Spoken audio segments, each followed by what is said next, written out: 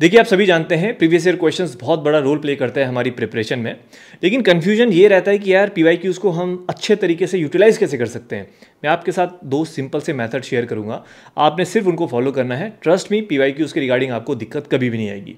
आगे बढ़ने से पहले मैं आपको ये भी बता देता हूँ, देखो पीवाईक्यूज़ को जब हम करते हैं ना, तो हमारा पर्पज़ ये नहीं होना चाहिए कि यार इससे कितने टॉपिक्स रिपीट हो जाएंगे या कौन सा क्वेश्चन रिपीट हो जाएगा।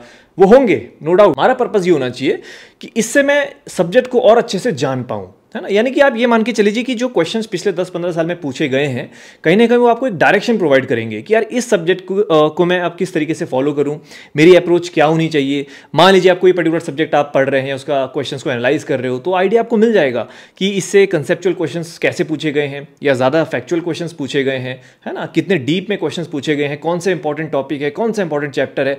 ये अगर आपको पता चल जाए तो आपका काम आसान हो जाएगा। और ये चीज़ें देखो यूट्यूब पे अवेलेबल हैं, बट खुद से करना बहुत ज़रूरी है। अगर आप सामने वाले पे पूरा डिपेंडेंट हो जाओगे कि भाई ये सामने वाला मुझे देगा बस तभी मैं चीज़ों को पढ़ूंगा, तो ऐसे में क्या होगा ना कि आप बाकी लोगों से पीछे हो जाओगे, क्योंकि जो एग्जाम निकालता है वो खुद से भी एफर्ट्स पुट इन करता है। तो आपको खुद से भी एफर्ट डालने हैं। बाकी आप ऑनलाइन सोर्सेज का बेशक हेल्प ले सकते हो।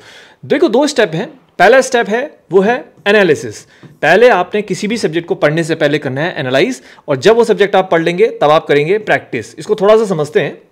मैं कहता हूं कोई भी सब्जेक्ट हो गया, बेसिकली मान लीजिए आपने पॉलिटी आज पढ़ना है, मतलब आप अभी, या फिर आपने कहा कि मैं पॉलिटी पढ़ने वाला हूं, तो पढ़ने से पहले थोड़ा सा आप क्या करना, आप पीवाईक्यूज़ को बेसिकली क्या करना है, बिफोर थोड़ा सा उसको एनालाइज करिए। पिछले 8-10 साल के जो पीवाईक्यूज़ हैं थोड़ा गो थ्रू कर लो। बहुत चीज़ें समझ में आएंगी, बहुत समझ में नहीं आएंगी, कोई दिक्कत नहीं है। जितना समझ में आ रहा है बस थोड़ा सा आप उसको समझ लीजिए, ठीक है।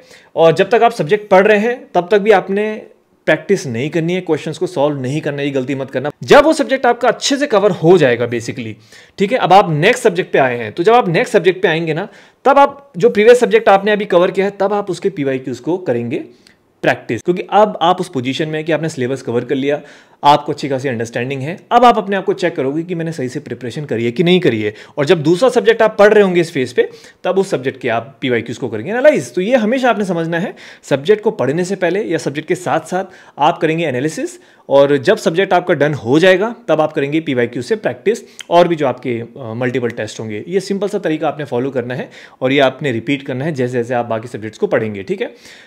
थोड़ा ही टाइम आपको देना है डेली बेस पे, या तो आप 30 to 40 मिनट्स दीजिए, और वीकेंड्स में या 1-1 घंटा दो, सफिशिएंट है। 2 महीने में आप पिछले 15-20 साल के पीवाईक्यूज़ को पूरा अच्छे से एनालाइज भी कर पाएंगे और सॉल्व भी कर पाएंगे। तो बस देखो, इतना सा तरीका है जो आपने अप्लाई करना है।